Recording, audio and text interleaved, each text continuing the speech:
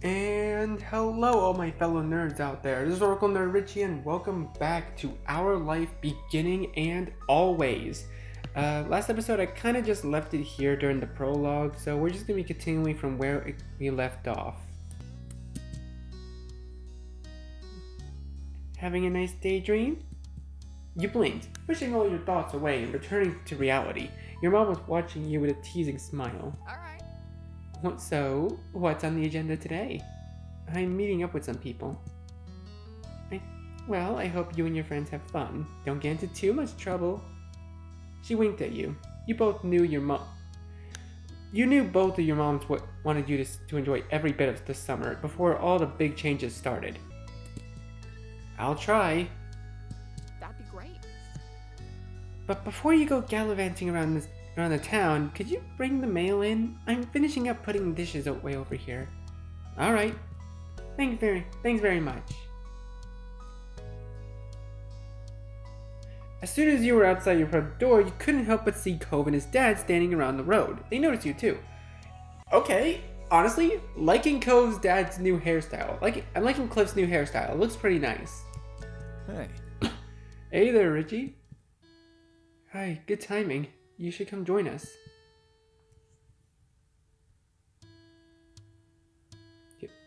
Should I? I don't know. I don't really know if they know yet, so...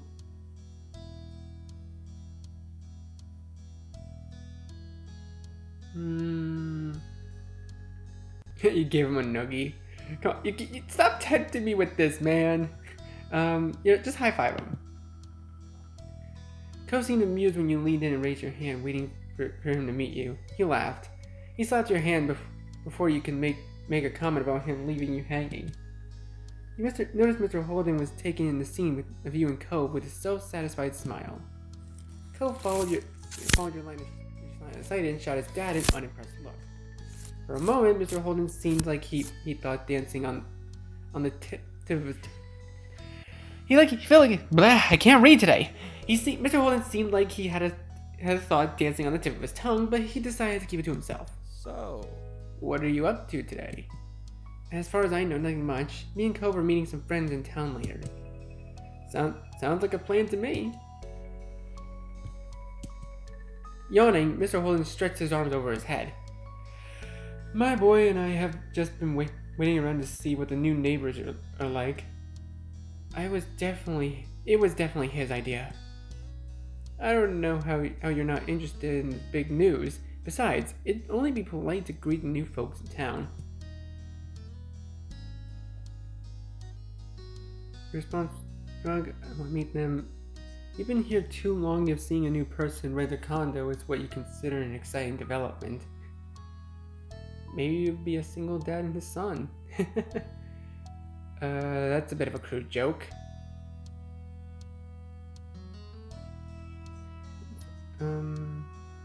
Let's just be positive.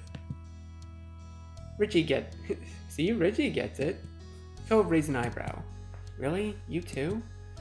Yeah, it could be anyone. The beach attracts all kinds of people. Cove thought about your words for a few seconds and then nodded understandingly. I guess. Mr. Holden took one more glance at the currently vacant building and sighed dramatically. When he turned back to you and Cove, his whole body seemed deflated. There's no sign of them, and I still need to head over to work soon. Cove gave his dad a few reassuring pats on the back. Okay, I promise to keep an eye out. I can text you if anything happens. Really? Of course. Yeah, of course. Well, I mean, only until I have to meet up with Terry and Miranda. What, would that still work? With a wide grin breaking out of his face, Mr. Holden looked absolutely thrilled to have his nosiness enabled.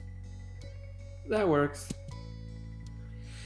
He moved to firmly placed both of his hands over Cove's shoulder, fixing his child with a firm stare. Son, you are my true ally in this world. Mr. Holden stood up straighter, letting Cove go. He looked reinvigorated. Okay, with that settled, I'll go make some money. That's always been the one thing I do best. Mr. Holden headed off into the garage with a big wave goodbye. Cove smiled the whole time as you both watched his dad leave. Cove's dad was kind of a brother. You had mixed feelings on Mr. Holden. He was kind of a brother. Oh no, that says kind of a bother. Whoops, I can't read apparently. Oh, I think I need to get myself some glasses. Jesus. Yeah, he was one of my favorite people. He always tried his best. It was honestly just great. As soon as he was out of sight, Cove sighed lightly. Are you okay? Yeah. Just not looking forward to waiting. Guess I'll be hanging around the street a while.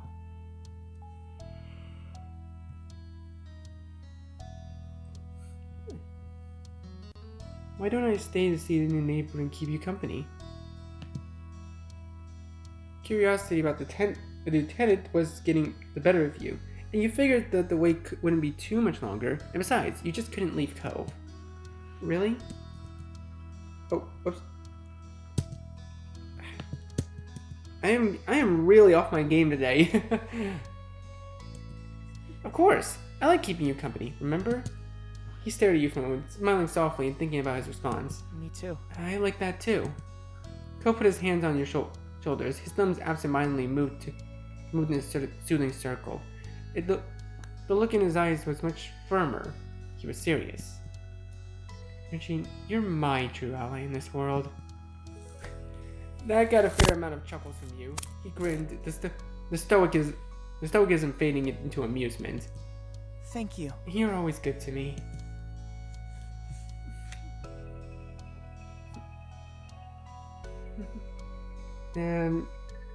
It's no problem. I don't know about that, but I'm just happy you're always here. The smile on his face reached his eyes, and it made you feel electric. And then he let go of you. Cove stepped over to his front porch steps, lazily taking a seat and leaning back on his arms. Our watch begins. Nodding in agreement, you joined Cove in front porch steps. You both sat there in a comfortable familiarity as you settled in for the waiting game on the lieutenants. The neighborhood was quiet, and you sighed contentedly, closing your eyes and feeling the light breeze. Eventually, the both of you perked up at the sound of a car, a taxi followed by the noise turning onto your seat. Cove's eyebrows raised at the sight, and he sat up straight on the stoop. Oh? This has to be them, right? Yeah, it's gotta be. You leaned forward, sitting on the edge of the front step. You couldn't wait to finally put an end to the suspense and get a look at the new neighbor. The taxi pulled to a stop as you expected from the now empty condo. It was the same side of the street as your house, a few buildings further up. Without getting to his feet, Cove tried leaning and tilting his head to get a view of the passenger door as it opened up. The single occupant exited the cab. Huh? You could feel what Cove was in the moment. After the last renters, this new visitor was definitely not exactly what you expect. Whoa! Okay, who is this guy? Okay, already, I kinda like his design. It looks really awesome.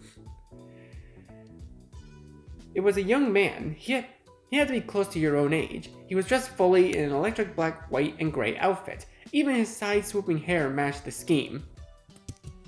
The only other pop of color was from something that couldn't really be fashioned into submission. A pair of dark brown eyes, which you caught when he looked over at his audience.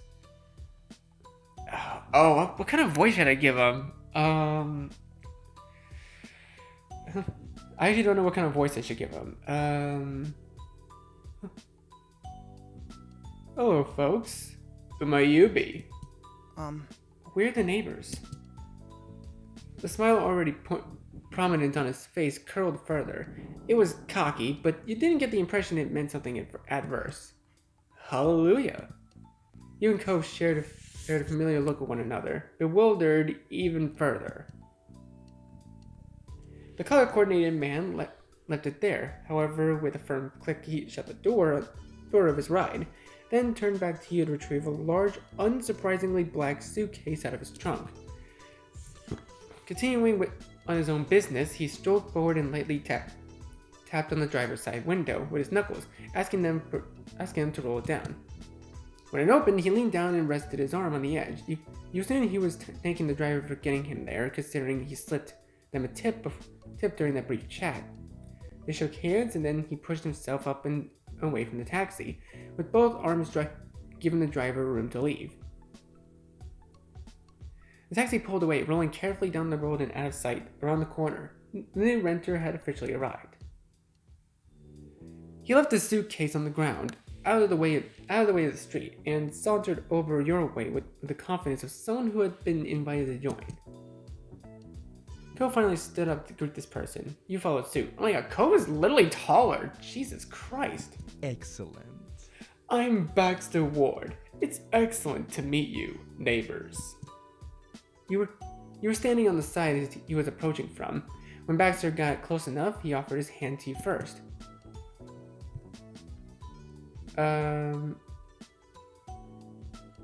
Give your distance. It'd be kind of rude not to shake his hand. Baxter gripped your hand firmly and gave you a satisfying shake. Hi, Baxter. I'm Richie. Hey, Richie. I'm quite keen on getting to know you better this summer. We could be good friends. From your other side, Cove made a sudden sputtering noise. And you are? He lifted his hand out to Cove next. Cove shook his hand, still eyeing Baxter carefully. I'm Cove. Baxter's whole demeanor lit up for unknown reasons. His eyes shone as he studied Cove a moment. Really? No, wait. Is that a nickname or your real name? It's just my name. Cove spoke mildly, having given that explanation many times in the past, but it clearly charmed Baxter all the same. He tossed his head to one side with a laugh. Your parents knew exactly what they were doing. I can't imagine a more fitting name for a face I'm seeing, Cove. That's gorgeous.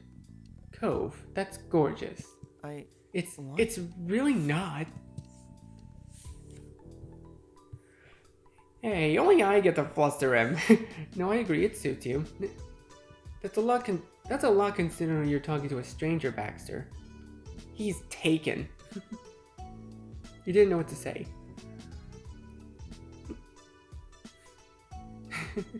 You know, I kind of wanted to see what happens if we say this. Oh, I'm sorry, did I do that? It wasn't my intention.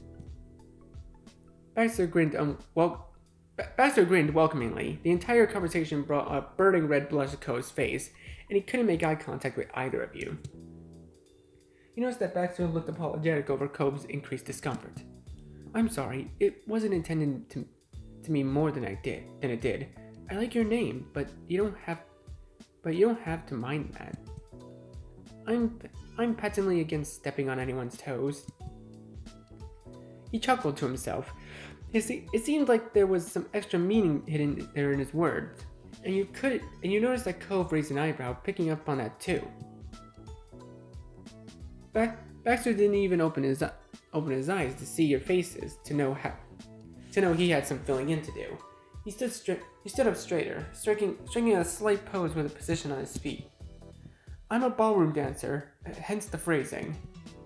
Oh, I didn't know much about dancing, but that's pretty cool. It's not hard once you get the basics down. Cove didn't look convinced at all. Baxter took that as his cue to keep talking. Well.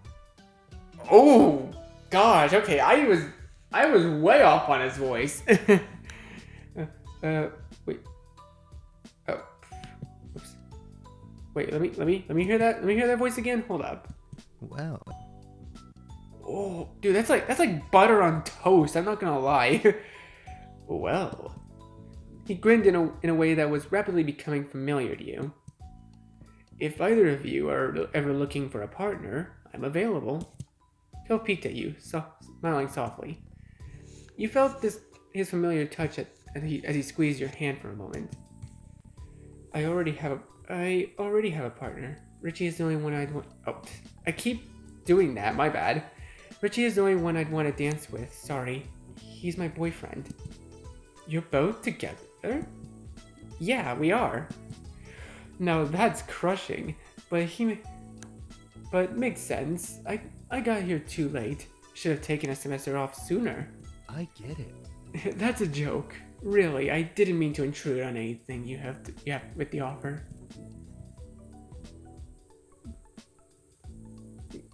Exactly. Cove is the guy I dance with. Fourth one. Baxter smiled and nodded understandingly, letting the subject go. After that, there was a lull in conversation. Cove attempted to fill it. So. What made you decide on Sunset Bird? Oh yes, well, my parents rented a condo, so I had a place to stay while I'm off for a semester from college and not living in the dorms. There was a playful glint in Baxter's eyes as he continued. Honestly. Ideally, they wanted to send me somewhere that wasn't too exciting, but lucky for me, they picked the wrong street, considering the two of you live here. Baxter then preemptively lifted his hand up in front of his chest, giving a gesture for meaning no harm. It's nice not to be the only one my age around the neighborhood for an entire summer.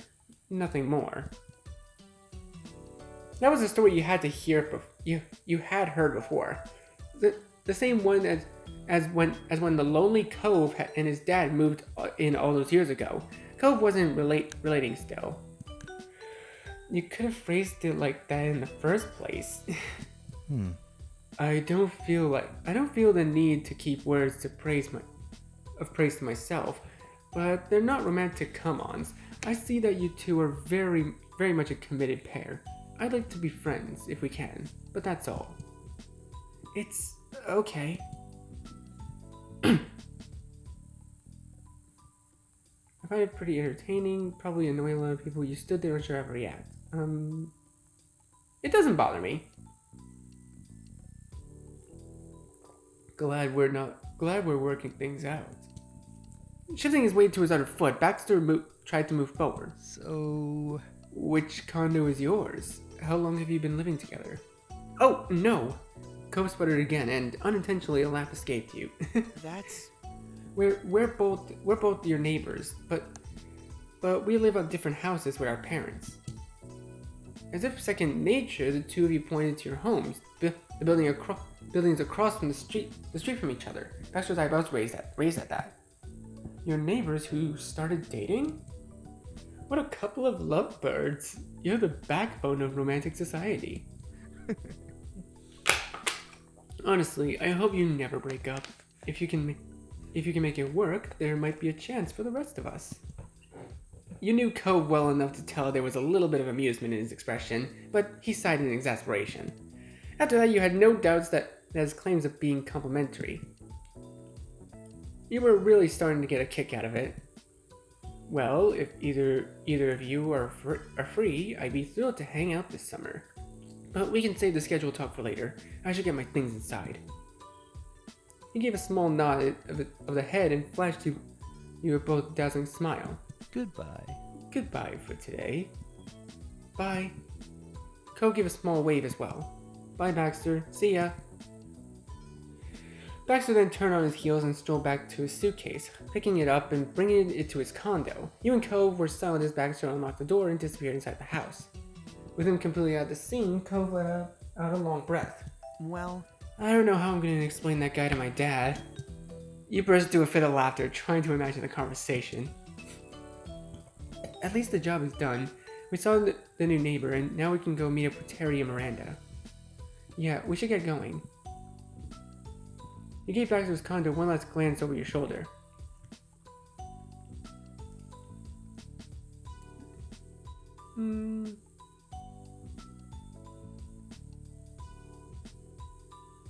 You weren't sure how to...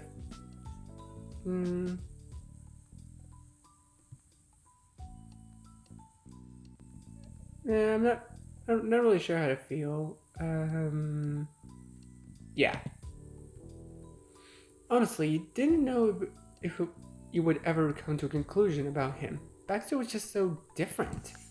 Turning your attention back to Cove, you pushed all the thoughts of Baxter aside. You both started making your way towards town.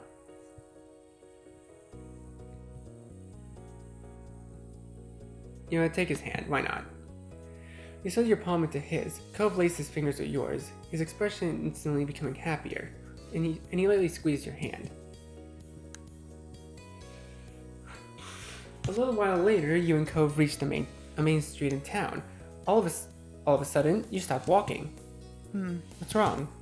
I think I left my phone I found my phone vibrate. You dug your cell phone out and looked at it with a satisfied grin. There was a new message. You opened a new text from Miranda, and all you saw was, "I can see you." Immediately, from where you stood, you started swiveling your head around. You couldn't spot Miranda anywhere. But she did send you more messages. "I saw you holding Cove's hand. Scandalous." Oh wait, we actually get to choose? Really, Randy?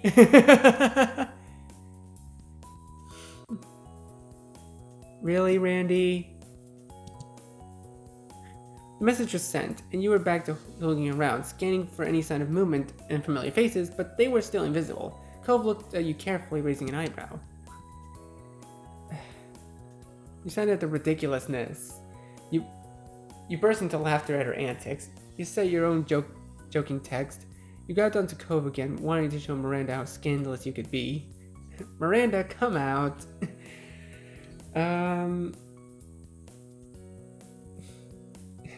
You know what? Sure, why not? At once you hooked your arms around his neck, still holding your phone, and brought him even closer to you. He blushed and gave you a look of mixed with amusement and confusion. "Seriously, Richie? What did that message even say?" Before you can even begin to explain anything to Cove, you both snapped your attention to yelling from across the street. There you saw Miranda and Terry coming out from behind the backside wall of the grocery store. Of course they were. I had a feeling. They both started waving wildly to draw even more attention to themselves. Oh. With their grand entrance made, Cove became more embarrassed about the position you were in, and gently removed your hands from them. Cove took a step in their direction. Grinning, he put his hands around his mouth to better project his message across the street. "Hey!" Laughing and arm in arm, the girls stopped to only look both ways and then rushed across the empty street. Hi. Oh! Okay, so this is Miranda. Okay, honestly, her design is really cute. I like it. I love the design. Again, guys, I'm a nerd for character design, so like seeing designs like this is just awesome to me. "Hi, I hope you weren't waiting too long." Hey, buddies. Oh, so that's Terry. Oh, okay, I love their designs already. They look awesome. "Hi."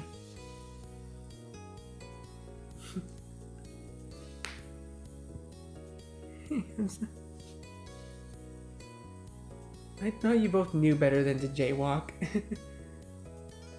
Hey, I'm so happy to see you two. Now that they were here, their joke on you was already long forgotten in your mind. Terry and Miranda giggled, smiling wide at your declaration. Terry then closed the distance between her and Cove and crushed him in a painfully tight hug. "You're finally here. It's been so long. What took you?" He did his best to eke out a reply with his chest being compressed. Sorry. Oh. Eventually, she let him go. Terry looked at him with beaming smile, but Cove was distracted and rubbing his arms.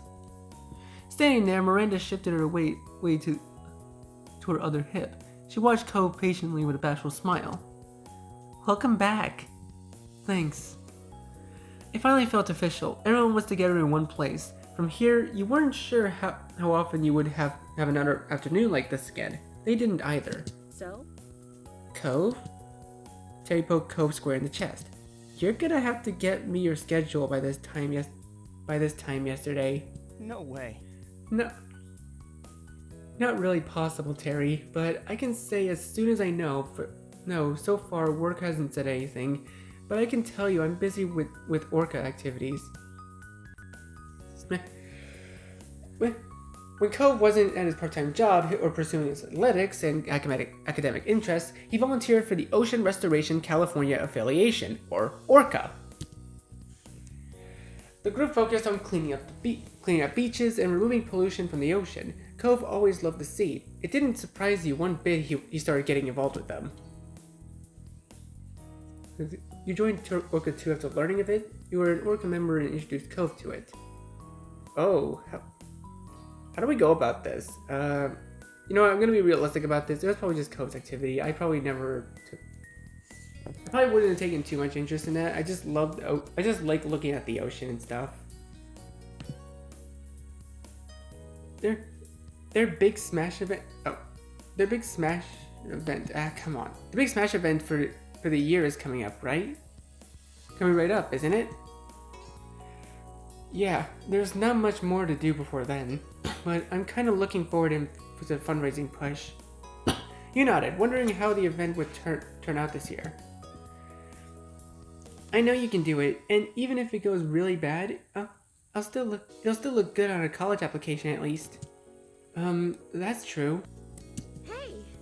Guess what else? We don't have to stand here and say stuff. Let's go. I would like the meal now. Perking up, Cove nodded in agreement. Yeah, for sure. The four of you headed into town, happily chatting the whole way. The only decision left to make was where exactly to stop and eat.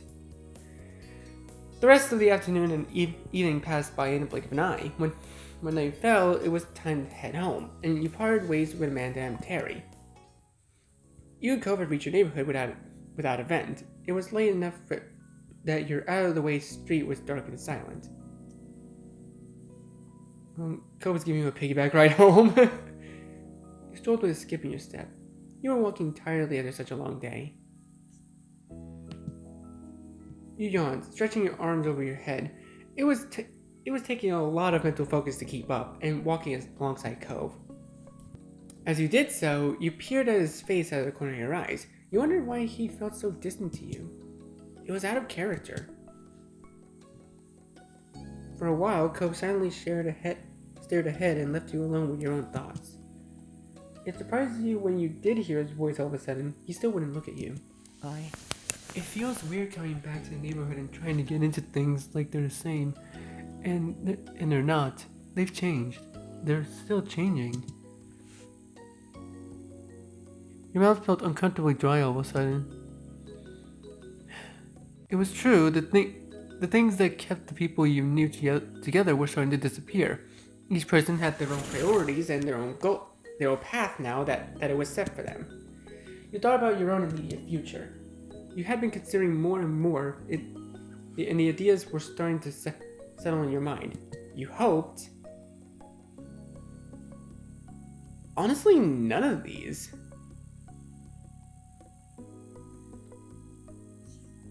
None of these even sound remotely like me. I won't lie. None of these sound remotely like me. Oh, well, except for the last one. Yeah, sure. And that was the basics. For yourself, you wanted to. Work on self-improvement of your own, take some time to relax, and try to figure out what you truly want.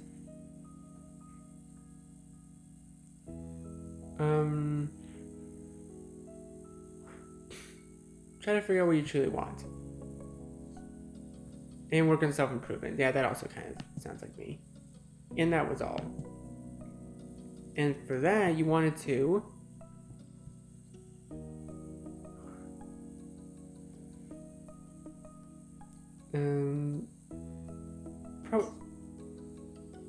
Probably stay local.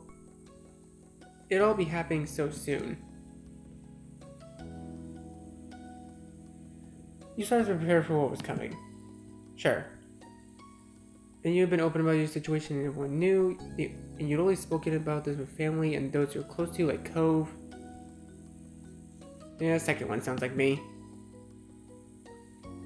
Now you wonder what Cove had in mind. You heard him consider some things for his future, but it was never anything that would have counted as a real plan. Making it back home, you both stopped in the middle of the street. Cove sighed. Cove looked at the ground for a moment. His mouth trembled, trying to settle on the right words to say. So, are you still thinking about doing self-improvement and stuff in Sunset Bird? Yeah. Cove closed his eyes and nodded while he composed his thoughts. He looked at you when he lifted his head. I decided on something. Well, kind of. He smiled slightly and rubbed his arm, and then his expression grew more serious. I'm not going to decide on a school or career, not this summer. I'm going to stay here, at least in Sunset Bird. I'll probably move out of my dad's place. I'll keep working my job, keep doing my volunteer stuff and everything else. I don't know. Maybe I'll know what I want for myself by fall or next year. Or maybe I'll never have a plan. Life will continue on or with whatever's happening. With what is happening. I'm not gonna crush myself trying to have everything figured out by a timeline that someone else has set. I just can't do it. He furrowed his brow and his tone was tense. It was clear how much expectations were weighing him down. I guess.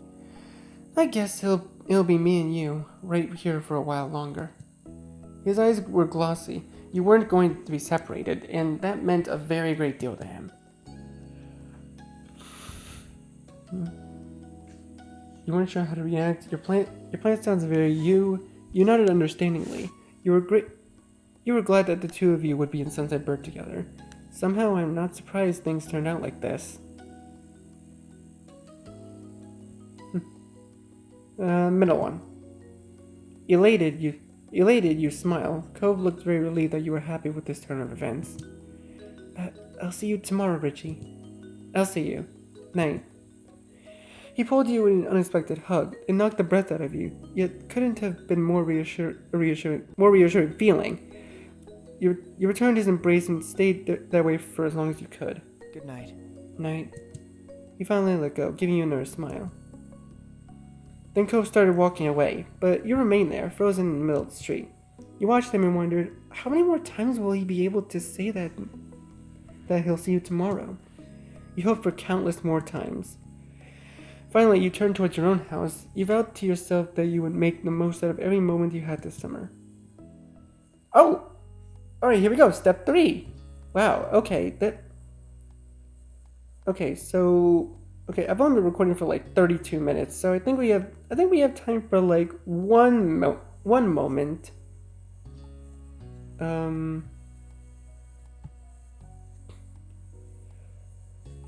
Okay. You know what? I think we should probably go left to right, so let's go ahead and just go with hang. We're going to end this episode with the hang moment. You grabbed a large beach towel from your bed and stuffed it into a bag. You had already packed your water bottle in for the upcoming beach hangout session. The stars had aligned and somehow everyone was free today. Miranda had set things up with several bubbly phone calls between you, Cove, and Terry to find some time to hit the beach. You were hoping that this would be a fun time together. Oh, whoa! Cove sat on your windowsill and kicked one of his legs into the air idly. He already had his swimsuit on, and his towel was bundled under his arm but in a misshapen ball. He'd shown up earlier that morning with a surprising amount of enthusiasm. He was chatting as you caught up to his preparation. But seriously, I couldn't find my swimsuit this morning. I looked everywhere and it had disappeared. I had no idea what I was gonna do. You could have gotten a new one somewhere. What happened to your other swimsuits? You don't have to wear a swimsuit to be on the beach. I mean, you could wear casual clothes too. You completely vanished somehow, like your old sand pail. Yeah, that seems to be fitting. You totally didn't just lose your stuff again. Seriously? Very funny, Richie. That was different, and I was 8. Anyway, I don't know why it was in the bathroom whenever I put it there. He gave a small smile and readjusted the towel in his arms. Now you could see that it had been folded at some point, then rolled up and carried it without much care. I'm so glad. But I'm just glad I found it. It would have been crappy to lose my favorite trunks.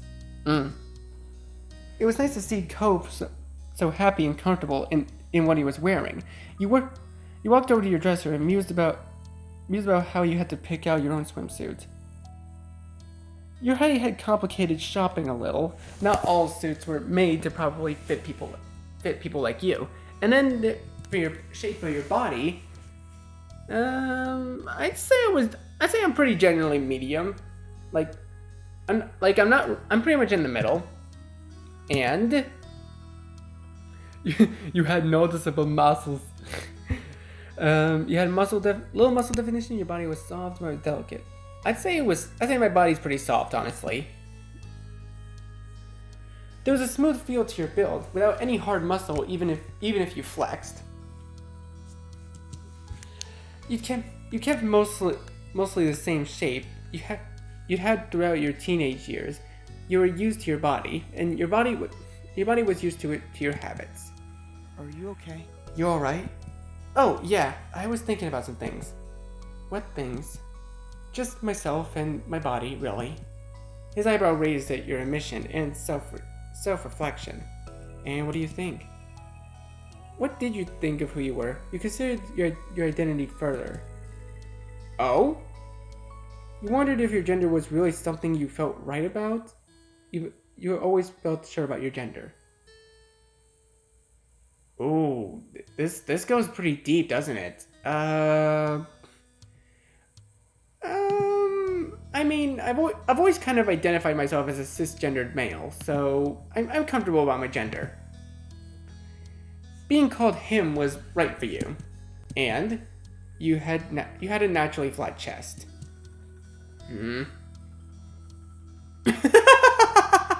So I'm just laughing at the second one. Not judging anyone who does that though. If you do that, that's your thing.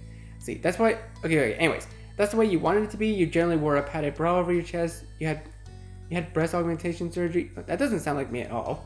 You left it like that, but we're considering options for it. You used the padded bra for now, but intended to get surgery later. And that's the way you wanted it to be. You had a lot of people had a lot of their identity wrapped up in their physical form. It shaped their self-image. Oh, you're confident, comfortable in yours, weren't really content, hated your body, you knew you had gender dysphoria. I honestly don't know how to consider this. I honestly don't know, because I mean, if I'm gonna be honest, I actually am very comfortable with my own body. Like, I'm comfortable with the way that I am. Like, even if I am a little bit scrawny and a little bit, like, I'm like in between. I'm like part chubby, part scrawny and skinny. But honestly, I'm kind of in the middle in a way. I guess I could say I'm pretty comfortable in mine. I won't lie, I'm pretty comfortable in it. Your body was you, and it was a good one that you felt content in. You had pretty much always felt good in your body. It was that way through your main growing years, and now that you were an adult, you didn't see that changing anytime soon. You focused on Cove again. He smiled at you and lifted his head, a question still in his eyes. He was waiting for you to come to an answer, but before you could, you had something to say to him. You like the way I look, right? What do you think? What do you think about me? About how I look, I mean. Cove smirked a little, his eyes taking you in easily. Fishing for compliments, Richie? You look great. Everyone knows that, including you. By the way, unless that's changed? You pouted, you laughed, you blushed. I didn't want to compliment, I was just asking. So what if I wanted you to compliment me? You still should. You laughed. You weren't sure why you were surprised that he responded with that. Ko shook his head. His hands went up to try to unsubtly cover his smile. I was kind of worried you were so in your own head because something was wrong. Guess not. I'm glad. Hey, Richie. Ko gave a bent smile, pointing at your arms. You're looking particularly shapely today. He answered with not words, but a solid okay sign with both hands and the same cheeky smile. Ko suddenly flushed when he realized how boldly he complimented you. He stood by it, even if he was a little red. If you were a little taken aback that came out of nowhere, you glanced at yourself. You like that? Yeah. You started to flex and show off jokingly. You flirtatiously stretched. You stood there stunned. You're so sweet and fantastic. You have some very good arms yourself. You hugged him. Ugh.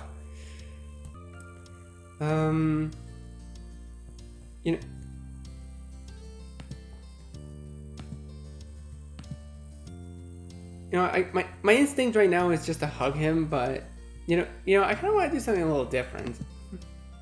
You fluttered your eyelashes and slowly stretched your arms out in front of you, towards him. Your sleeve fell down, but instead of fixing it, you let it stay that way. You looked Cope straight in the eyes as you openly displayed your arms. Cope turned bright red and jumped to his feet. His towel dropped to the ground as he practically flew over to you. He looked at your arms and then tried to gently nudge them back down. Yeah, you can stop now. Really? He laughed nervously and flailed a little. You took pity on him and stopped displaying yourself. You'd gotten the reaction you wanted. He retreated back to sitting on the windowsill and retrieved his towel, head hung low, trying to hide his expression. Oh, look how adorable he looks! Finally, you felt that was enough of the topic for one day. You went back to your original goal before you got sidetracked. You need to pick what you wanted to wear to the beach. Oh, casual clothes instead. You picked a one-piece swimsuit, two-piece bikini, two-piece tankini? I've never heard of that. I've never heard of a tankini. What is that? Oh, it's one of those things. It's like one of those things that's like a tank top / muscle shirt, and it's like also a swimsuit. Oh, okay, yeah, I get it. You wanted to wear your wetsuit. You wanted to wear swim trunks and no shirt. Say I wear a Speedo without a top. No, I'm not that bold. Swimsuit. Yep, swim trunks and no shirt. Yeah, that sounds like me. When you dug around in your drawers, you tried to think if there was anything else you were missing. Picked out a regular shirt to wear as well. You grabbed a full swimsuit to cover up to wear as well. You took goggles. You brought a shawl. I forgot what a shawl was. You grabbed your board shorts. Oh come on, I'm gonna take my sunglasses with me. With that being cared of, you held your outfit together and looked at Cope. He was tapping his toes on the side of the wall while he waited. You vaguely wondered if he thought that was a comfortable place to sit. You hoped so, given how long he'd perched on it. Regardless, it was time for him to go. You weren't going to put your beachwear with him just chilling there. I need to change. Cope smiled, contented with being kicked out. Alright. Cope lowered himself from the window and strolled past you to get to the door. He lightly brushed his fingers against your cheek when he passed by. Bye. I'll see you out front. Okay. When you were alone, you got undressed and put on your swimwear. You also checked your beach bags for the final time, and it seems like you hadn't forgotten anything. You left your room and hurried down the stairs, ready to meet Cope. You made sure to lock your front door and walked outside. Cope stood in the road, looking down and scuffing his feet in the asphalt. When you shut your heavy door, he looked up at you and smiled. Hey.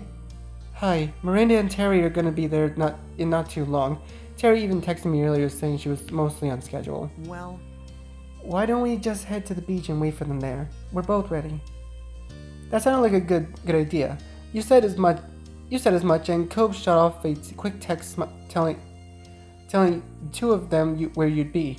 Cope gave you a thumbs up after the message sent. It was a familiar path to walk, and it wasn't long until you reached the shore. Cope laid his towel on the warm sand and set up your stuff. And you set up your stuff beside him and looked onto the ocean. The rolling swells hit the shore rhythmically. You all had lucked out. It was a beautiful day, and the sky was clear, and the waves were good. It was a balmy summer day with a pleasant breeze. You keep things comfortable. Essentially, it was perfect. So? Do you feel like heading into the water? Maybe just to walk down the shore, or would you want to do something here? Water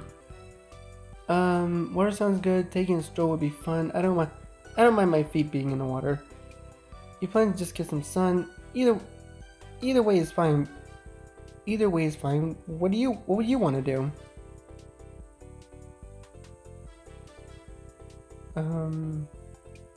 Either way is fine. What would you want to do? Maybe a little walk. At first, anyway. We can do that. Cove nodded, accepting of the plan. He kicked some of the sand off his towel absentmindedly. Yeah, sounds nice. You took a deep breath and tasted the relaxing salty air. Cove caught your eye and gave you a small smile. You chatted a little before a comfortable quiet settled over the two of you, content to watch the waves as you waited for the others. Luckily, it didn't take long until you heard the shouts. You turned your head to see both Miranda and Terry running straight for you. Miranda was faster, making leaps and bounds across the sand. Terry followed in her wake, laughing with her towel clutched around her, clutched around her shoulders and flowing like a cape. Miranda started making her jumps more theatric, more precarious as she got closer. Cove waved them on with a bright grin.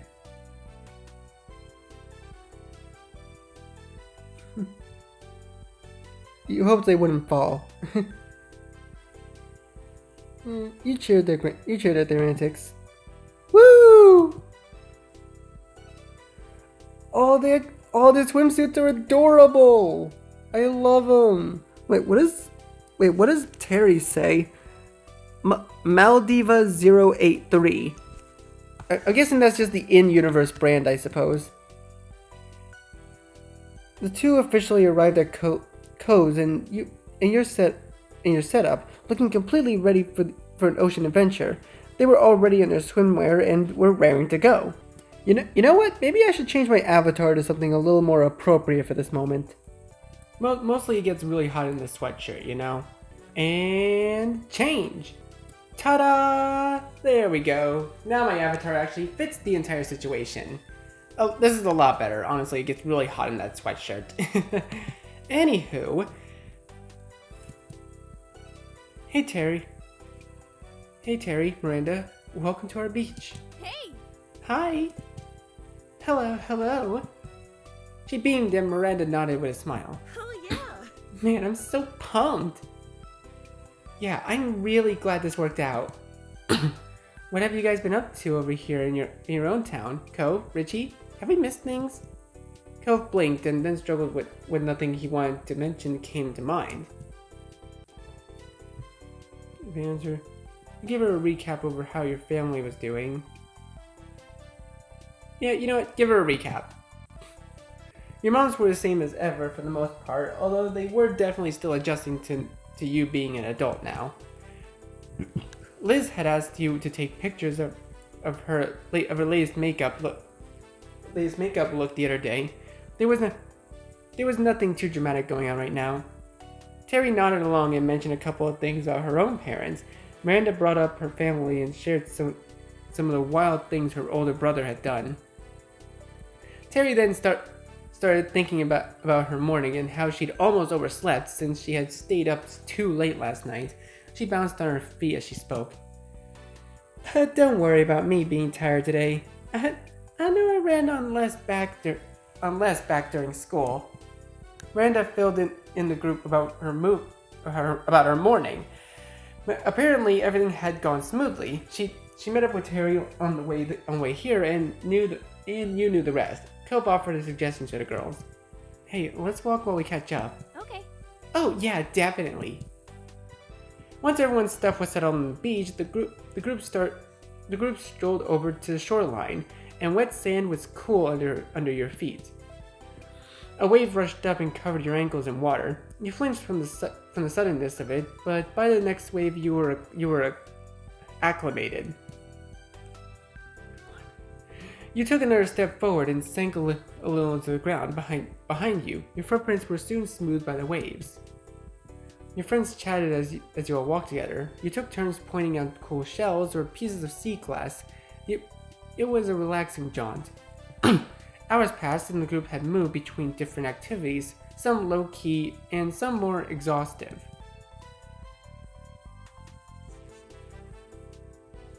For you, it was another break time. You sat on your towel and sipped at some water. Your friends were hard at work burying Terry's full body under a pile.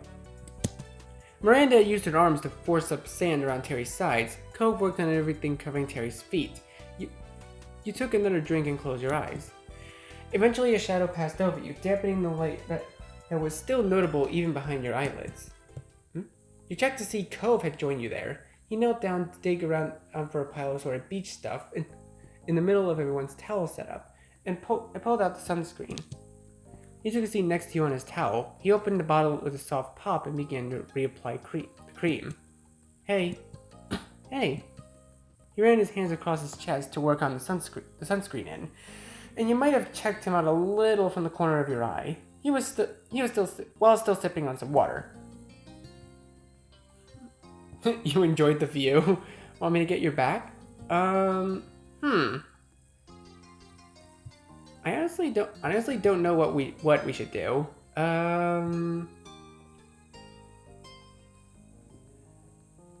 You know what? Let's tease him a little bit. Want me to get your back?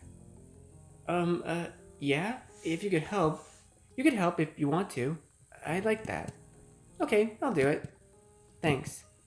You scooted up behind your boyfriend and reached a hand around his front so he could squeeze a small pile of sunscreen into your hand. You rubbed your palms together and spreading the cream around more evenly and began applying it softly to his shoulder blades. From there, you moved to the tops of his shoulders, the nape of his neck, down to his spine. I mean, hey, you gotta get everywhere with the sunscreen, you know. Yeah, as Stewie once said, you put the lotion on the skin, or else you get the hose again. I mean, wait, why would you ever want to use a hose to try to get rid of a sunburn? That's like the worst. Seriously, if you want to get rid of a sunburn, use like aloe or something. That stuff usually works wonders. I would know. I've used it. Cove was mumbling the entire time, but you couldn't make out what he said. He might not even realize he was doing it himself.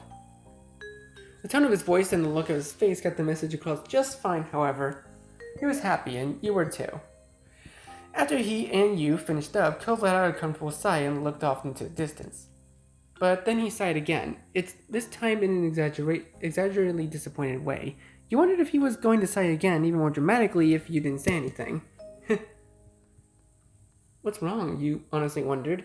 You wondered what it was. You raised an eyebrow. You chuckled. Oh, Cove, whatever it is, I'm sure it's gonna be okay, you joked. First one. You inspected his face to see if there was anything actually distressed about him, but he still just looked like he was exaggerating. You asked anyway, since it was obvious that was what he wanted. Cove shook his head, comically despondent. His frown didn't match the sparkle in his eyes. Don't worry about it. I'm just becoming another jaded adult, that's all. Now you were really confused. You waited for him to continue, and his next sigh did not disappoint. It was most ridiculously sad sigh you had ever heard. And then he smiled a little. Mermaids aren't real. What? That had not been what you were expecting, he continued. You know how much I liked mermaids as a kid? Well, merfolk as a whole. I really hoped that they were out there. I mean... The ocean is a big place, right? They could be somewhere. But the older I got, the more I had to accept it. They were just a fairy tale. He jerked his head over the waterline with the rolling waves. They crashed against the shore and then drew back. This is a perfect beach for them. It's pretty and vast and never too crowded.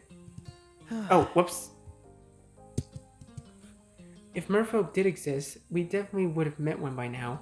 Or at least, we would have heard someone else seeing one, but nothing. He acted as though that result was a true bafflement. He let his head hang. I gotta let the dream go. He burst into laughter. That's hardly proof. It's not like this is the only beach in the world. You pretended to be in shock and disappointed. You shook your head. Wow, good for you with that revelation. Second one. They could still exist. And as you said, the ocean is a big place. Cove chuckled a little to himself, eyes tilted off into the sea, his face still low. Maybe it's for the best. Let's say a mer person did happen to wash up on shore one day. He looked at you with a doleful expression. I could have lost my boyfriend to their magical underwater world. Even if I had the chance, I'd stay on the shore with you. I'd go with the mer person, but only if you could come with us too. I'd stay on the shore with you. Ko's eyes widened in amazement.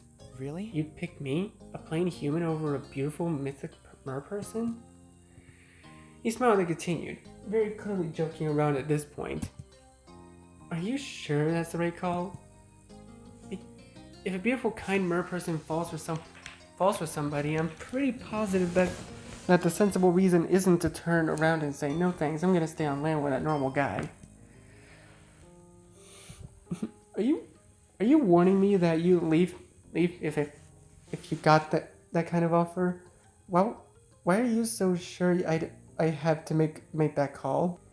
Since this is hypothetical, why not have you be the mer person? I don't want that. I would mer creature, and then I'd invite you to the underwater world.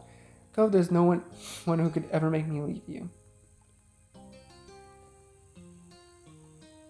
Since this is hypothetical, why not have you be the mer person? Cove turned his face to immediately to beam at you. He brightened immediately. Now we're talking. I'd be a good mer person, right? Good merman, right? I could see it. Cove's gaze was drawn back by to the water with shining eyes. He was clearly imagining some world where he was a merman who happened upon you here at this beach. You tried to picture what he could be thinking. It would be quite a lovely story. Developers, if you're watching this, you know what to do. Please give us this side story. That would be amazing. And then you heard Miranda screech. Your attention immediately switched over to your friends. You saw that Terry had gotten impatient and shifted her legs. The walls Miranda had meticulously building collapsed into a wet heap of sand. She surveyed the damage critically. We're gonna have to start over on that part. Do you just want to give up on this now? No way. The burial must continue. I'll try not to move anymore. Okay, if you're sure, I'll try to fix this. Miranda started to rebury her, and Terry shot her a thumbs up. She realized too late that moving her arm was a bad idea. More of the sand on her crumbled, and Miranda put her head to her hands. Cove caught your eye and started to drag himself up. Seems like we're needed. You agreed to follow him over to the girls. Miranda nodded at you both with appreciation, and the three of you had did your best to finish the job. You all worked out a system of using just enough wet sand to help hold the rest together. With three people, it didn't take long for Terry to be entombed. Terry grinned massively, and Miranda offered high fives. The pile was officially done. Oh, yeah! Resembling the Kool-Aid Man, she kicked herself out of the ground with a gusto. Sand went flying in all directions, and a Terry-shaped imprint was left behind. Miranda yelled again, and Cove chuckled. There probably wasn't a better way to get out of it. The four of you continued to have a good time, and you went on a shell hunt. Miranda managed to find the biggest while you found the most colorful. Cove caught a tiny crab. You did a bit of everything. There was impromptu games to just soaking up each other's company. However, after a while, you all had ran out of water, drinkable water anyway. You decided that you head to your and Cove's house. Things were gathered, and you started to cheerfully walk up the road. What's next? I don't have anywhere to go, so it could be whatever. Same, I guess we can keep hanging out? Terry snorted and readjusted her grip on things. Don't sound too sure there, Cove. But by this point, you could see your house. It hadn't taken you long to make the trip. The conversation continued with everyone throwing out suggestions. Are people hungry?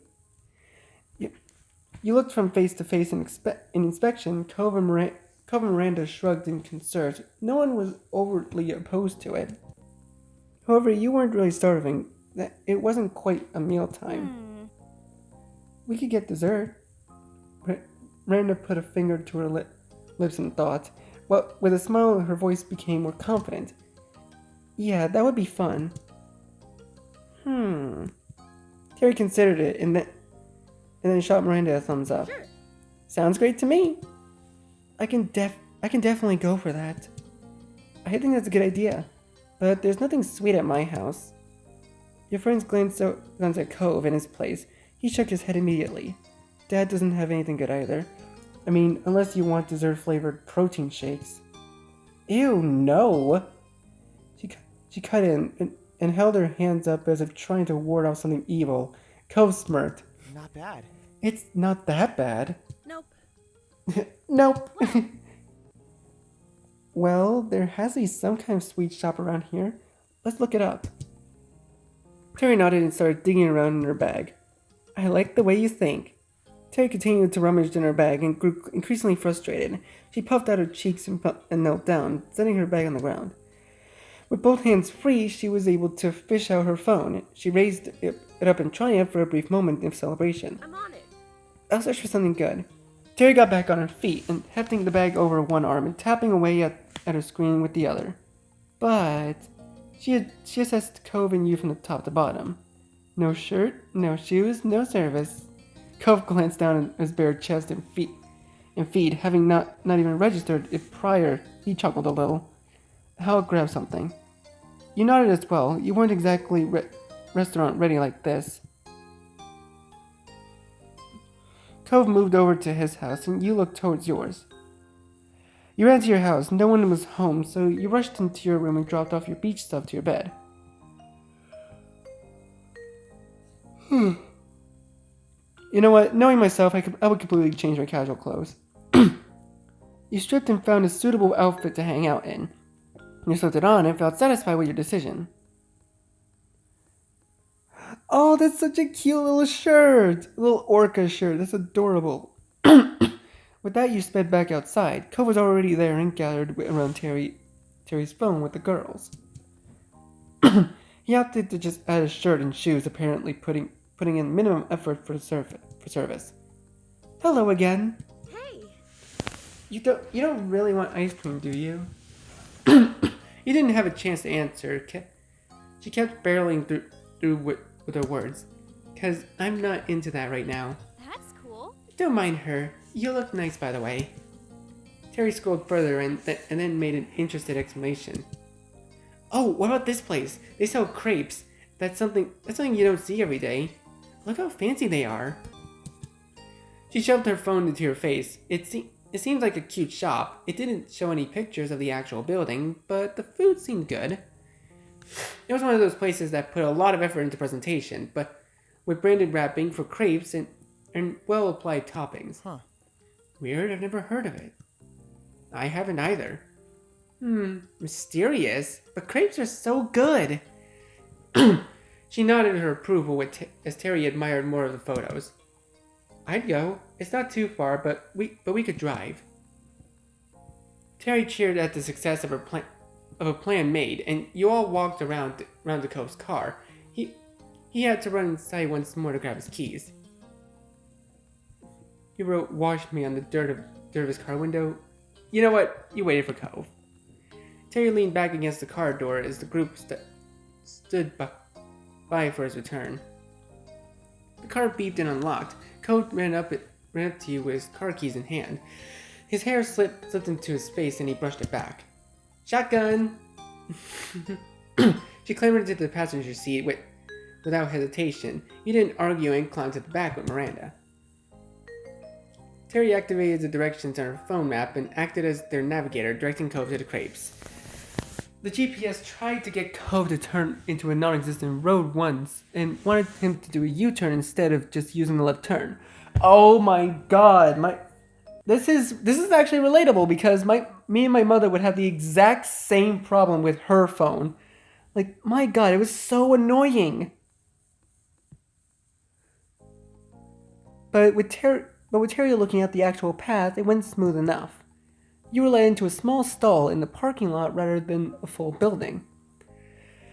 That explained why there hadn't been pictures of the creperies interior, and why it was new to you despite living in this town for your entire life. It was a completely new structure that popped up recently.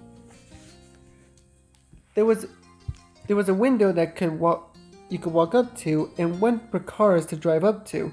Cove parked with a laugh. Come on. I think I don't need to put a show on for this, but I still want to try it. Let's go. What? Do you not trust us to eat in your car? She gestured to the drive-through option. Cove shook his head with a snort. I trust some people here maybe, but wouldn't it be more fun to actually check it out? Everyone acknowledged his point and piled out. Terry tried to tease Cove a little, but Miranda started talking about the last time she had crepes. Apparently, they had been a dessert explosion topped with multiple sauces, powdered sugar, and what Miranda was pretty sure had to be cake icing. That's sweet. So great. Literally, it was so good, but I regretted it so much I couldn't finish it, and I really tried.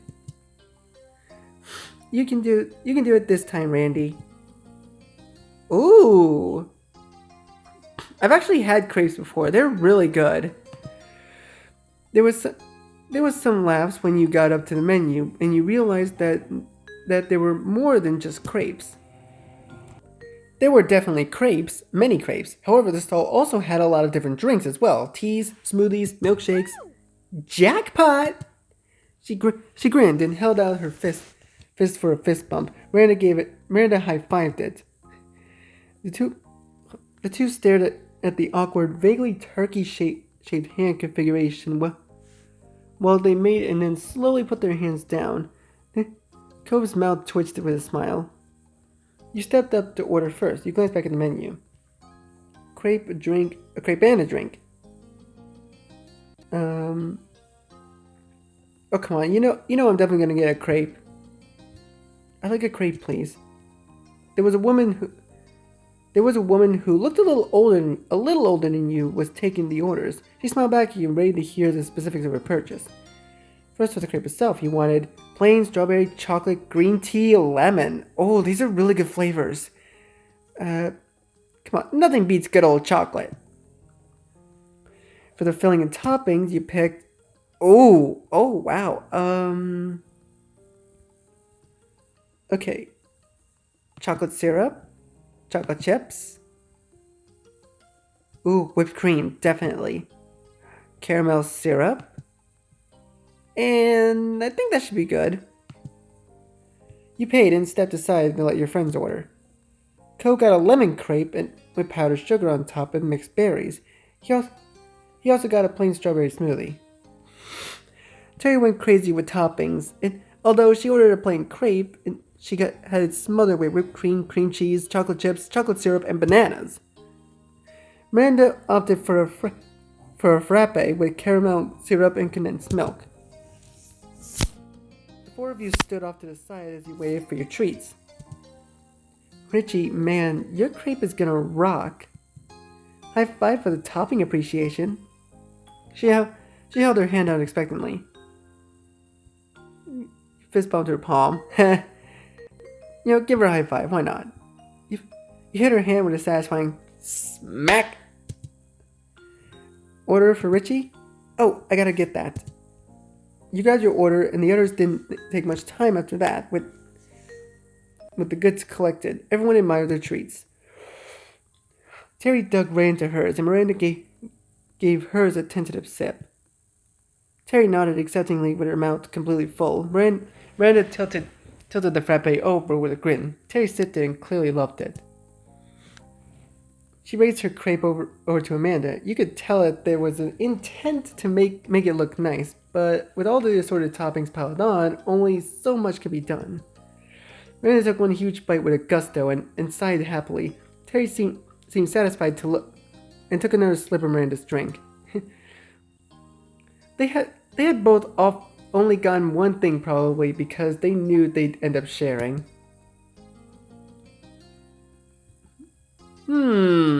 Ooh, such tempting options.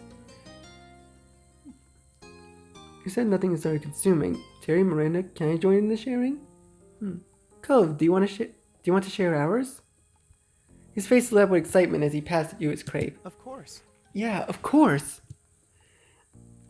You exchanged treats and took a chomp on a lemon crepe. It was light with with the sourness from the lemon and the sweetness from the syrupy berry mix. The smoothie was finally blended with the occasional chunk of strawberry. Cove seemed to enjoy his taste and then you swapped back. He smiled as he took a loud sip from his smoothie. Thanks, you always get the good stuff. With that, Cove started to eat his treats in earnest. You saw him take a huge gulp from his smoothie, and then without swallowing, he added a bite of his lemon crepe. Cove? Terry tore off a piece of her crepe and held it to Cove. So? Care to make a trade? Sure. Instead of continuing to loiter around the parking lot, the four of you started to walk down the sidewalk. There was a lot of sharing going on, with crepe bits and toppings being passed around. You wouldn't have been surprised if Terry ended up drinking more frappe than Miranda did, and you kept going down the way, eating, drinking, and chatting. Ooh, you hadn't realized how far the group had wandered until you ended up at the now leaving sign. Apparently you were about to walk right out of the middle of nowhere. Terry took her mouth off Miranda's straw and stopped sipping its frappe. Impossible, preposterous, how are we already at the end? I always forget how tiny this town really is. Cove chuckled a little and swallowed a chunk of Terry's crepe. I guess. It kind of is, huh? I didn't feel that small when we were growing up. It definitely felt bigger then. You always seemed like there wasn't much here. There were tinier places out there. You guys were lucky to have decent sized cities. You know, quietly long shrugged. It definitely felt bigger then. There was a time when Sunset Bird felt huge. It seemed as endless as the ocean. There was always some street you hadn't wandered down, something new for the tourists. But now, you had realized it was just a pond in a big, big world. Seeing the definite end reinforced this. Here was the boundary that proved your hometown could be walked out with ease. I guess this means we should probably head back. One doesn't just walk into nowhere land. We're not only one, Terry. There's four of us. Terry scrunched up her face, not wanting to acknowledge the bad joke. She decided to ignore it. It stinks having to go all the way back. Yeah, but it's not like there's anything out in that direction. And if we did keep going forward, it'd be even a longer trip home. You stared off into a stretch of road as Cove agreed that he didn't want to go out any further. Can we take a break here first before we turn around? We've been walking for a while and someone finished my drink. Right on cue, Terry loudly sucked air from the straw. It was good. It was so good. Miranda looked at her, but Terry remained unrepentant. In the end, though, it was agreed to hang out around the sign before heading back to the car. It didn't take long to finish the rest of the food and drinks. Everyone gathered up the trash and stuffed it into their bags and pockets for now. The group relaxed on the grass, keeping account of all the cars that drove past. It was not a high number. 14. The newest passing car drove into town from somewhere outside. But as the vehicle came by, it slowed down and you watched it as it ultimately rolled to a complete stop. The black car parked right by the now leaving sign. Everyone exchanged a baffled look. Then the tinted window rolled down and the driver peered out. As soon as you saw the hair, you recognized him. No one else you knew presented themselves so distinctly. Hey neighbors. Cove also jolted with recognition. He passed a cordial smile and waved politely. Afterwards he put his mouth back over the straw of his long empty drink, as if trying to act cool. Hi. You inhaled and tried to be loud enough to account for the distance and the car noises. It's nice to see you again.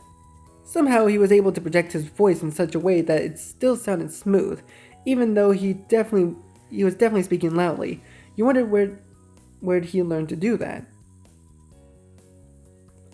And you thought about the odd picture this made. A fancy black car pulled over to talk to a group of teens, mostly still in beach water. Miranda was incredibly confused and shrank back to watch. Terry tilted her head in an unspoken question. Cove made a quick gesture pointing towards Baxter, and a light bulb went off for Terry.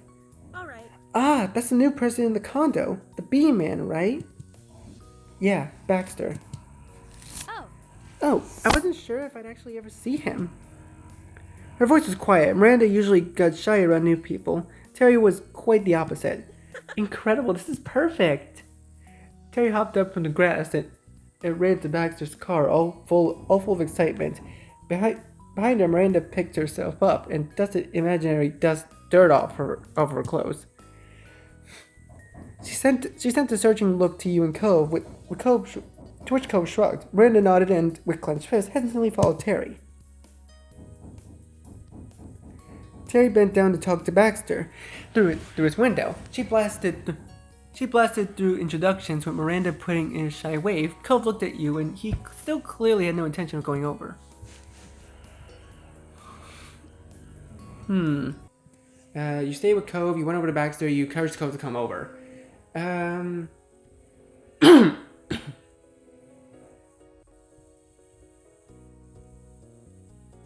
You encouraged Cove to come. Come on, let's go and see him. Cove pouted. His cheeks flared out with a childish puff. I don't want to. I don't know what to say. Fine. You can go. I'll just wait until he's gone. You really should come. You can do it. Do you want to be the only person who doesn't go see him? Well, why can't you stay here with me instead?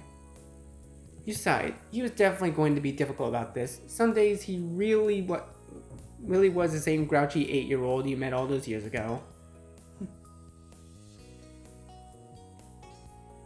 you really hate him that much? You know what, fine, we'll stay with you, Cove. You win. The two of you waited for the others to finish up. You couldn't hear what they were saying from there, but you could see from the body language that Terry was up to something and Miranda didn't like it. You and your neighbor exchanged a look.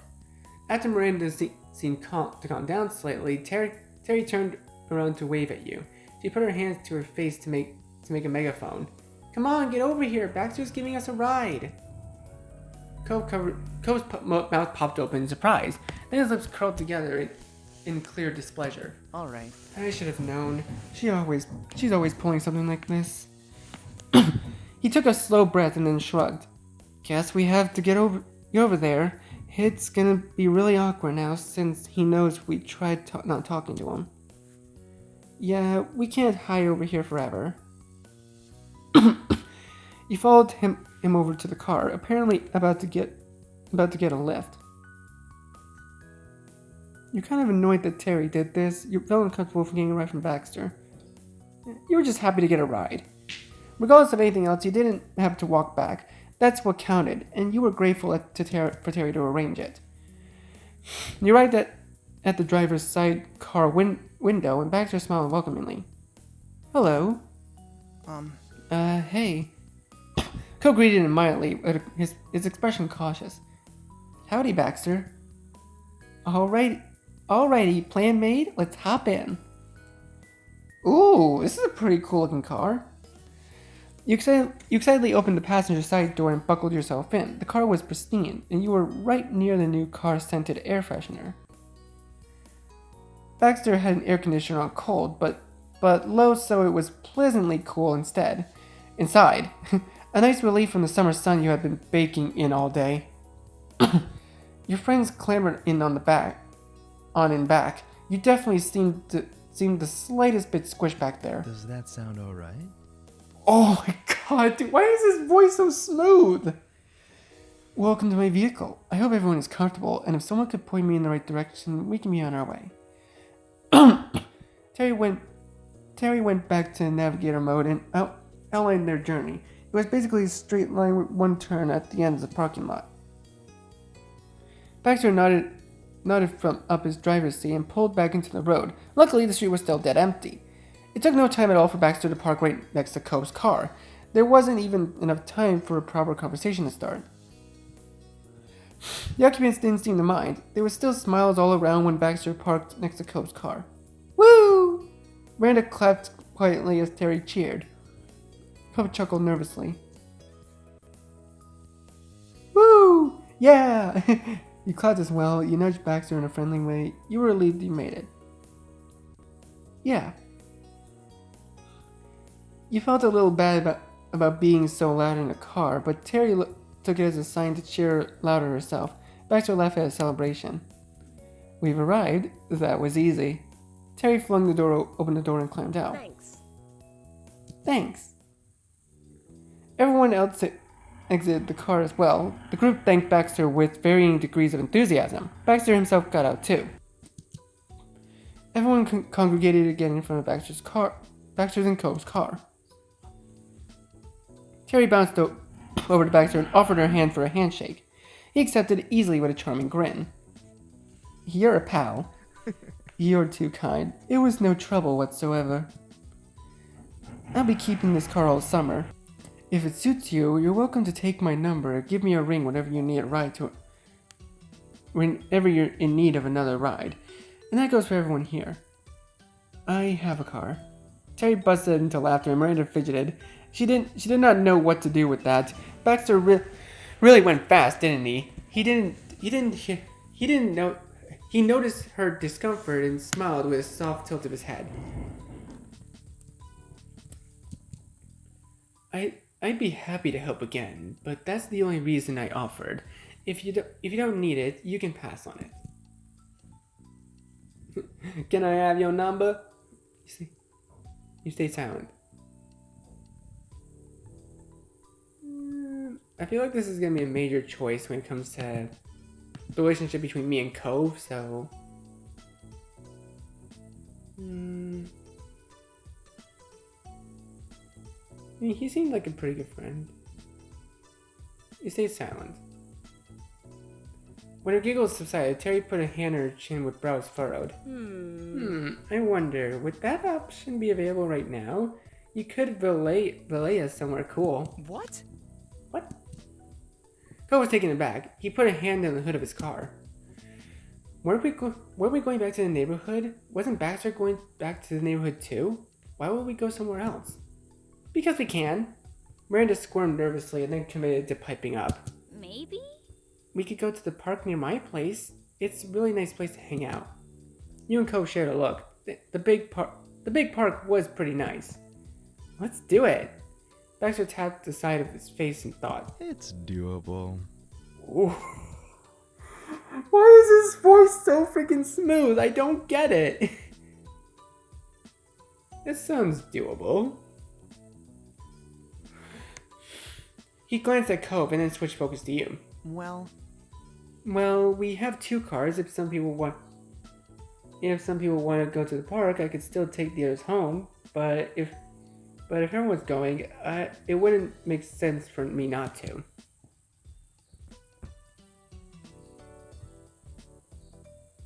And, let's go with Co for now. You would rather go back for now. You let the group know. Both girls frowned. Neither wanted to leave you or Co behind. Terry especially looked troubled and started bouncing in place. No. Today is all about us hanging out. We can't just bail. Miranda nodded and bit her lip. We don't have to go to the park. Going back to the neighborhood has plenty of appeal. It could prove to be the better idea. Co winced and shook his head. don't worry about it. No, really, it's fine. We've done plenty of hanging out today. If you want to go to the park, you should. You don't have to worry about us. Go have fun with Baxter. Okay. She didn't sound too thrilled, and Miranda patted her on the shoulder. Okay. Guess we'll see you later then. Probably. Co smiled, and she rolled her eyes at his wishy-washy answer. He knew you'd be seeing them again. Everyone finished saying their goodbyes, and the three climbed into Baxter's car. You waved. Terry waved back with both hands enthusiastically, while Miranda waved like a princess from the back seat. Before Baxter drove off, he inclined his head to you and Cove. Then Baxter rolled down his window. See you. Have a safe journey back. I'll see you around the neighborhood. Baxter started to pull out of the parking lot, and Cove waved them off, stepping forward as he pulled away. Then it was just you and Cove left in the parking lot. He rubbed his hands together for a moment and unlocked his car. You got into the shotgun seat this time. Cove took his place at the wheel. He put his key in the ignition and turned to you. I'm surprised you didn't want to go. I was ready to head back. Thank you for giving me an out. He didn't respond to that. Actually, I only wanted to go so that you had a reason to leave. I was ready to go back. Cove smiled, satisfied, and finally turned his key to start the car. The car ride would back passed quickly. There were all familiar roads you'd seen before. Soon you'd return to the comfort of your own neighborhood. Cove pulled in and parked. He shut off his car, then you both got out and stand in the road. I guess That's it. Thanks for the ride, Cove. I'll see you later. It was fun. Pleasant farewells given, you walked to your front door. Time ticked as the sun started to set. Orange gold light streamed through the windows. You could tell the weather was still really nice out there. Your attention was taken by your phone. It vibrated on your desk. Miranda's personalized text tone sounded. You saw it right away as your phone was in your hand. At the top of the screen, a little alert told you you had a new message. Hi Richie, we're gonna go see fireworks. Do you want to come? Oh. You and Terry texted Cove. He said he'll be there. How did their trip start a hangout in the park and end with finding some previously unknown fireworks spectacle? It was definitely news to you. Fireworks? Yes, okay, I'm tired. No, sorry. I'd love to. Fireworks were kind of out of the blue, but sounded like a lot of fun. That was something you couldn't miss. Miranda sent back a cheery smiling face not even 5 seconds later. Then you got a yay! And she sent another message that told you that Cove would be out at his car soon. You quickly got yourself ready and headed out into the world once more. On the way, you sent a message to Cove that you were coming. He texted that he was already outside.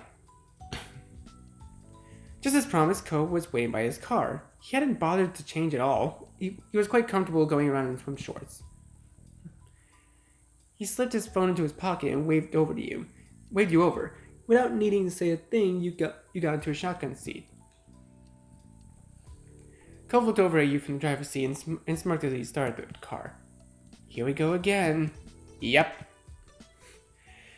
He pulled out onto the road and raced towards the city as the sun continued to sink below the horizon. When city lights sparkled around you, Cove started looking for a parking spot. It had been a smooth drive, but unfortunately finding parking was a task.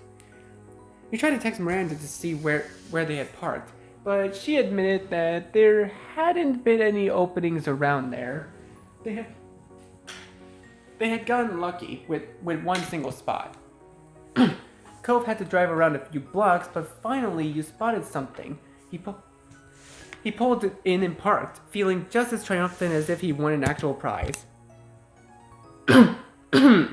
Terry sent you a text saying to hurry up and get to the waterfront. Miranda attached a helpful picture where they were. You pointed the way to Cove, and the two of you jogged around in a bend and then down the brick-lined walkway. Even you saw the three silhouettes in the distance. They started to wave and yell. One of them jumped in place and arms going back and forth. It had to be your friends. You rushed over to them. Miranda and Terry ran up to meet you halfway, faces full of smiles. Hey! We missed you. Buddies! I knew the day wasn't over for us. Hey. Guess you were right. I'm happy we made it. Baxter had stepped up at some point too. He ran a hand through his hair, trying not to interrupt the reunion. Hello. Hey. Cove gave him a nod. With the band back together, the group walked back to the area where Baxter, Miranda, and Terry had originally set up at. It was a quite open area on the waterfront. Cove let out a relieved sigh after things calmed down. So, did we miss anything? Nah. You're good. Nothing's happened yet. I think it's gonna start really soon, though. What are these fireworks even for? Well, she smiled with a big grin at Miranda. Randy talked about watching fireworks at the park, and that reminded me about how there's this big company having an event tonight. I heard they were gonna have fireworks. There's no way we were ever getting into that party, but she put her finger up and her smile turned devious. We're cool. I'm positive we'll still be able to see the fireworks from here. They can't hide explosions in the sky from the public. That's ridiculous. You suddenly wondered how Terry had convinced Cove to come without prior explanation. He was utterly stunned that it was the source of the fireworks. To be fair, you hadn't asked Miranda for the details either. Cove scratched his head in defeat. I mean, I guess we're already here. It's kind of too late now. You bet your wet blanket it's too late. She shook her head with exasperation, but let him off with a minimal teasing. You felt excited, you thought this was kind of a silly situation, you were nervous about how close the fireworks would be, you felt pretty laid back about the whole thing. Yeah, that sounds like me. Sure, the fireworks were something that you'd want to see, but you weren't overly invested in the show. You were with your friends, and that was already something. Fireworks would happen or they wouldn't. You could accept it either way. Terry led Miranda to sit down in the oval slabs along the path. Miranda took a seat and began tapping her knees together as she waited. Terry, meanwhile, crouched more than sat. Baxter flashed an unreadable smile at you and Cove, and then took a spot next to the girls. Cove seemed surprised and looked over his shoulder to watch him begin to chat with Terry. I think? I guess he's trying not to upset us? Whether he left to make Cove and you more comfortable, wanted to escape potential awkwardness, or if he really had just hit it off with the girls earlier was anyone's guess. That's nice. Something seemed to strike Cove as he tried to unsuccessfully to hide a smile. Most of us are in swimsuits. Wearing beachwear in the middle of the city in the dark while waiting for a fireworks show was clearly the joke of the day for him. Cove snorted once and he looked back up at the sky. Ooh! A flash lit up the sky with a brilliant green. Your eyes flew off the building in the distance and silently watched as with bated breath, you heard a second boom and the red firework lit up the night. Woo! The show's starting! It's so pretty. They came running over to get closer, positively beaming. Terry pressed herself to the waterfront fence, getting as close as physically possible without just going swimming again. Baxter followed a few steps behind. His mouth hung open at the sight for a moment, until he caught himself and once again shifted to pleasantly composed. More fireworks went off, shooting out hundreds of tiny sparkling lights. The colors stood out starkly against the dark of the night. The biggest ones washed your surroundings with their hue, turning your world blue, then red, then golden. Welcome. Did I deliver or did I deliver? Miranda's eyes glittered. She lightly bumped Terry with her hip. Good job. Terry stumbled with the friendly nudge, but she was pleased with the compliment. She grinned back. Miranda lightly swung her hips the opposite way to give you a bump as well. It was friendly and soft. Woo! We did it! You smiled at her and nodded. You were pleased that you hadn't missed any of the show after all. You were glad that everyone seemed to have a good time. You were glad to see everyone has a good time. Cove stared up at the sky in wonder, while Terry squealed in joy after a series of especially grand explosions. Miranda pointed to one that was shooting up, and then gasped when it bloomed and turned into a huge spear of violet light. Baxter smiled in appreciation. It was good to see your friends in high spirits. The rest of the group huddled around the railing to take in the show as closely as possible. Miranda stood close by, and Terry's hands gripped the top. Cove laid his arms across it while leaning forward. Baxter rested his elbows on the rail, putting it back towards the fireworks. He seemed to have more fun watching the others than the actual show. Ooh. She pointed out a golden firework and beamed. Ah, that's so cool. Terry held up a hand for a high five, and Miranda obliged her. Terry whooped and shot you a smile. What color do you think the next one will be? Not giving back to her glance, Cove answered immediately. Green. It was orange. Baxter chuckled, but wasn't interested in calling Cove out for being wrong. Mm-hmm. Is that your favorite color? Green? That's... It's one of them. I think that's nice. It matches you. And is yours black? That's one of them. Cove smirked just a little and left the conversation there. You stand next to Cove. Why would I not stand next to Cove? Come on. Cove looked away from the fireworks and grinned at you. He was glad to be spending time with you and tilted his head at the spectacular multicolored firework above. I think that's been my favorite so far. He shot you another look and nodded, wanting you to move up closer in front of him. In front of him, you could see the night's light reflected in the water. You took a moment to watch him, and the fireworks reflected in his eyes. Cove grinned like a kid. Leaned your head against Cove, you held Cove's hand. You stood by him, you cuddled against Cove's chest, you wrapped your arms around Cove.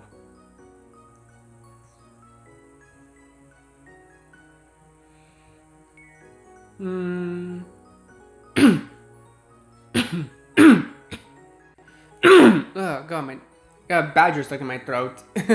Sorry about that. You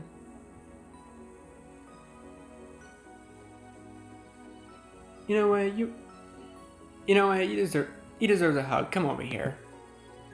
You drew him nearer with your embrace. He snuggled into your arms, and it made a quiet hum of approval. Cove's gaze drifted from the show of dazzling lights straight at you, and he sighed dreamily. You didn't know when you'd last seen him so blissful. The spectacle continued to up the ante by bringing more fireworks out at a time. The colors danced across the sky, reflected over the water.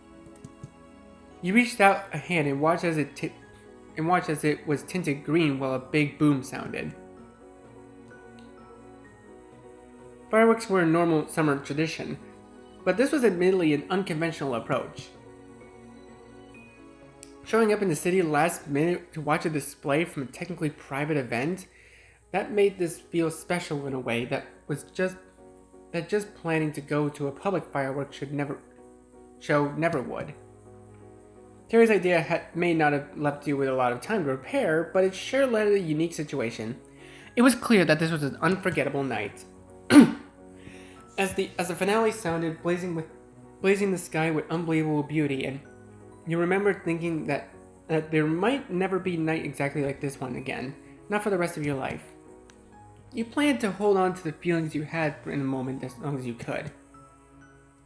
Wow, that was actually a wee bit longer than I thought. Oh, hold up, we'll change real quick. And change. And there we go. So, I'm gonna go ahead and leave this episode here for now, guys. Well, we'll do more in the next episode. So thank you guys so much for watching. Be sure to leave a like, comment what you think, share this video with your friends, and be sure to subscribe and click the bell so you don't miss a single notification. I'll see all of you in the next video.